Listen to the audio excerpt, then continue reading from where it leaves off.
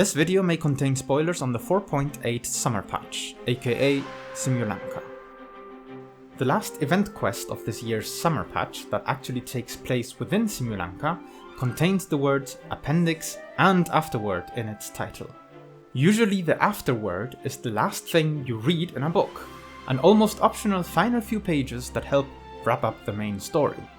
But this time, during this afterword, Kale tells us something is going on in Sumeru, so of course, once we wrap things up in Simulanka, we go straight to the nation of Dendro. An afterword after the afterword, surely it will still be related to the rest of the event questline. Will we find Hat Guy and maybe even Miniduring during his first visit to Tevat? Will we encounter in this quest a hint teasing what is to come in the nation of Pyro? Instead, we find ourselves following a bizarre story that has us running all over Sumeru over some names circled in a book. After talking to everyone and their grandma, we figure out the secret behind the book's markings, which really isn't much of a reveal. Basically, a chain of events triggered when drunk Kave thought he found a typo in a poorly written detective story and accidentally spoiled the ending by unknowingly circling the name of the murderer. Having figured this out, we find a way to get the book out of circulation, and the quest just ends. To be clear, I actually enjoyed this quest, though I thought it was weird that it had no voice acting, especially considering that within Simulanka we got some amazing voice acting in a word quest of all things. But I found the quest goofy and funny, and I enjoyed seeing so many characters one last time before Natlan. That being said, it did leave me baffled. It just seemed so unrelated and detached from the rest of the story. But Hoyo wouldn't just add a random isolated quest at the end of such an elaborate patch, would they? Is there some kind of deep lore implication hidden between the lines of a seemingly mundane and inconsequential story? After giving it some thought, it started to dawn on me that maybe, instead of being relevant to the in-game lore, this quest was a not-so-subtle message from Hoyoverse directed at the player base. Let me explain. The first thing that caught my attention was the point made about the names in the novel being similar, but not quite identical to the names of historical figures. And then, upon closer inspection, they had nothing to do at all with those historical figures. To me, this perfectly reflects what I suppose Hoyoverse's stance would be. That even though they take inspiration from real-world places and real literary works, at the end of the day, this game is a work of fiction and doesn't have to be faithful in any way to the real world. This could be addressing the recent Natlan controversies and other similar ones before them, or it could be a jab at theory crafters like myself who dive way too deep into the references hidden in the game, trying to tie them to the game's lore. But I'm getting ahead of myself. Let's go and revisit this strange quest with this frame in mind and see what we can find.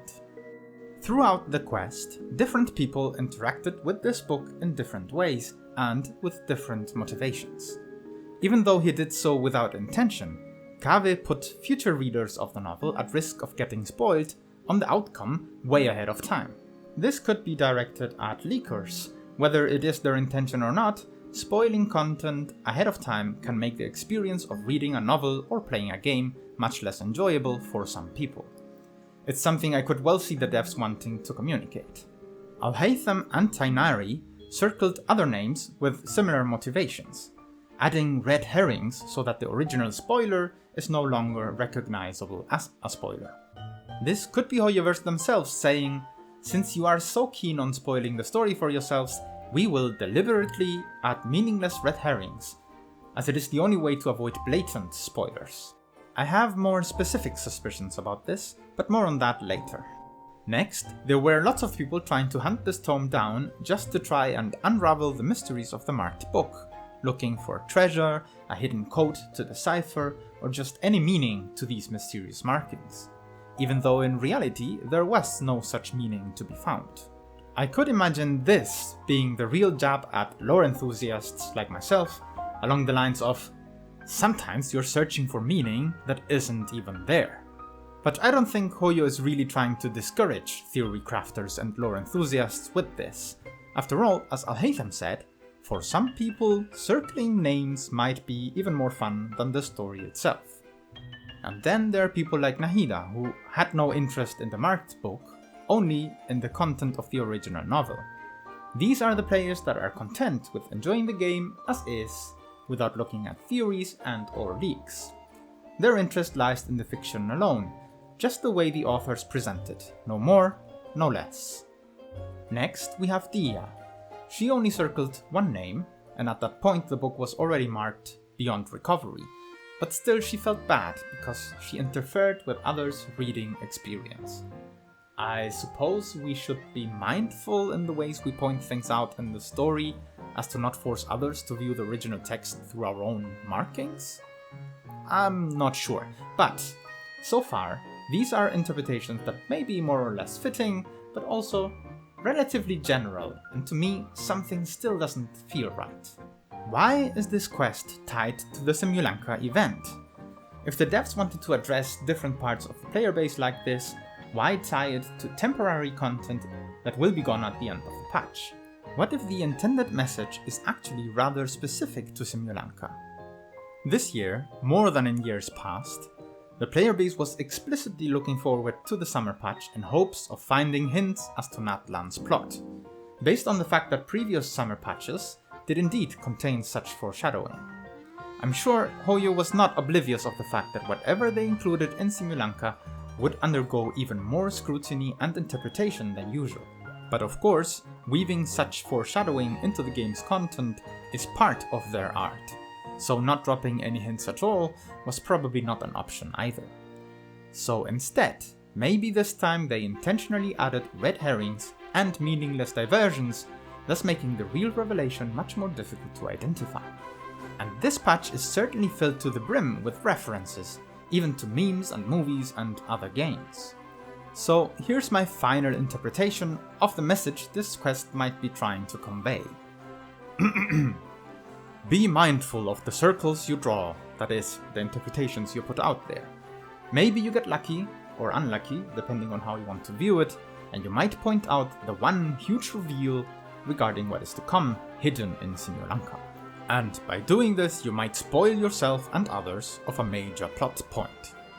But know that we have added meaningless circles of our own, distractions that have no relevance to the plot.